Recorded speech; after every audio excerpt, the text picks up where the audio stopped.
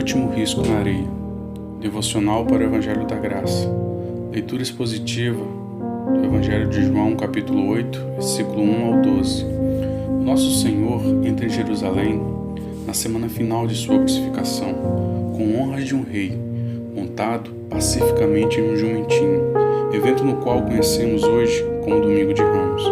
Nós sabemos que Jesus era o Cordeiro de Deus, que já estava preparado antes da fundação do mundo para a expiação do pecado. Na lei de Moisés, o Cordeiro Pascual deveria ser separado durante 4 dias para constatar que não possuía manchas ou defeitos, como está em Êxodo capítulo 12, versículo 3 ao 6. Portanto, Jesus, como oferta voluntária, se apresentou para o sacrifício. Ele seria inspecionado, cumprindo o ritual da lei até o dia da sua crucificação. Sem entender que estavam cumprindo as profecias, os líderes judaicos inspecionaram Cristo na semana final de sua morte, como está em Lucas capítulo 20, versículo 20, e observando-o, mandaram espias, que se fingissem de justos para o apanharem em alguma palavra e o entregarem à jurisdição e poder do presidente. É nesse contexto que um dos maiores testes é aplicado ao ministério do nosso Senhor. O plano maligno daqueles homens era condenar uma mulher adúltera e se livrar do profeta que se dizia o Messias. Versículo 3 ao 5. E os escribas e fariseus trouxeram-lhe uma mulher apanhada em adultério e, pondo-a no meio, disseram-lhe: Mestre, esta mulher foi apanhada no próprio ato, adulterando, e na lei nos mandou Moisés que as tais sejam apedrejadas. Tu, pois, que dizes? Vale ressaltar que o próprio Sinédrio já reconhecia Cristo como verdadeiro. Isso expresso nas palavras de Nicodemos: Rabi, bem sabemos que és mestre, vindo de Deus. João capítulo 3, versículo 2. O juízo daquela mulher foi calculado para que não houvesse saída satisfatória para Cristo. Mas o próprio Senhor Jesus nos diz em Lucas capítulo 12, versículo 11 ao 12: E quando vos conduzirem às sinagogas, aos magistrados e às potestades, não estejais solícito de como ou do que haveis de responder, nem do que haveis de dizer, porque na mesma hora vos ensinará o Espírito Santo o que vos convém falar. E eles começaram o julgamento com a pergunta capciosa, versículo 5: E na lei nos mandou Moisés que as tais sejam apedrejadas. Tu, pois, que dizes? Vamos analisar 3 pontos dessa cilada para desqualificar nosso Senhor e Salvador. Primeiro ponto: se o nosso Senhor Jesus dissesse para não apedrejá-la, estaria descumprindo a lei de Moisés. E o questionamento de todos seria: como um homem que veio cumprir a lei poderia ser contra ela?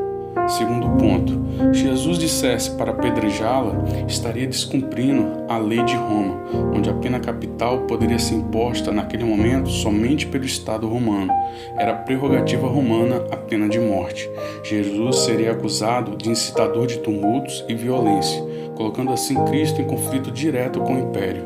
Terceiro ponto: se por um lado Jesus seria justo, condenando um réu em flagrante delito, por outro, se a deixasse morrer, seria acusado de hipócrita, pois vivia pregando a misericórdia e o amor. Realmente, aos olhos dos homens, ele tinha tudo para manchar o ministério naquele momento. Mas a palavra de Deus nos diz que ele é o verdadeiro Cordeiro Imaculado, sem manchas ou defeito. Espero que nesse momento você esteja dizendo amém. Amém? Uma pergunta que fazemos quando lemos essa passagem é justamente o que Cristo escrevia na terra. Ele se inclina e a impressão que se dá é que ele não está dando relevância para o assunto tratado ali. O que ele escreveu ninguém sabe, mas o último risco na terra foi quando eles insistiram em seus pecados. Aqueles homens não contavam que estava diante do próprio Deus e que havia escrito a lei e que também tinha o poder de sondar os corações humanos. Mas a resposta de Deus virá no tempo certo e não no tempo dos homens. No último risco, Jesus coloca um ponto final nas acusações e livra a mulher de seus acusadores. Versículos 7 ao 9. E como insistisse, perguntando-lhe, endireitou-se e disse-lhes: Aqueles que de entre vós está sem pecado, seja o primeiro que atire pedra contra ela. E tornando a inclinar-se, escrevia na terra. Quando ouviram isto, redarguidos da consciência, saíram um a um, a começar pelos mais velhos até os últimos. Ficou só Jesus e a mulher que estava no meio.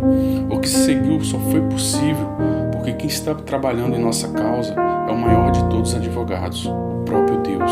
Aqueles homens não estavam interessados em fazer a justiça de Deus, e sim manter o estado de hipocrisia religiosa, decadente e imoral, que visava preservar seus cargos diante da sociedade.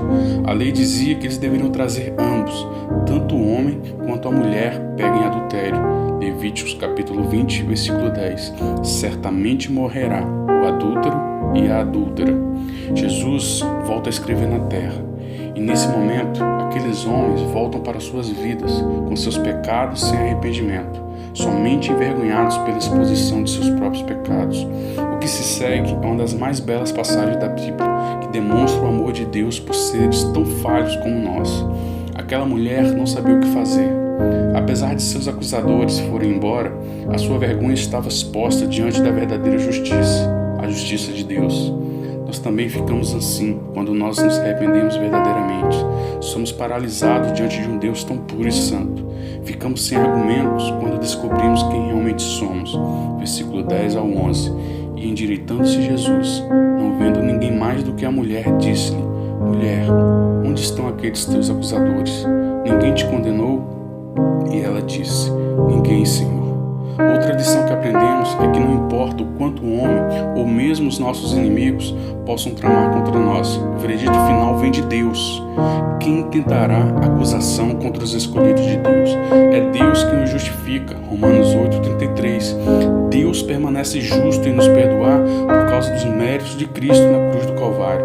Mas Deus prova o seu amor para conosco, e que Cristo morreu por nós, sendo nós ainda pecadores, Romanos 5,8. Versículo 11. E disse-lhe Jesus: Nem eu também te condeno. Vai-te e não peques mais. Jesus tinha tudo para condenar aquela mulher, mas preferiu conceder o perdão. Nossa fé não está firmada em argumentos naturais, porque estes são incapazes de produzir livramentos. Do alto é que vem o nosso socorro. Ainda que nuvens pesadas, carregadas de nebulosidade, escondam o azul do céu e o brilho do sol, e naturalmente seguiremos no caminho do deserto, perceberemos que não estaremos sós. É no deserto que sentimos suas mãos nos conduzindo e aprenderemos a andar na luz. Assim seu brilho dissipará todas as trevas. Versículo 12. Falou-lhes, pois, Jesus outra vez, dizendo: Eu sou a luz do mundo.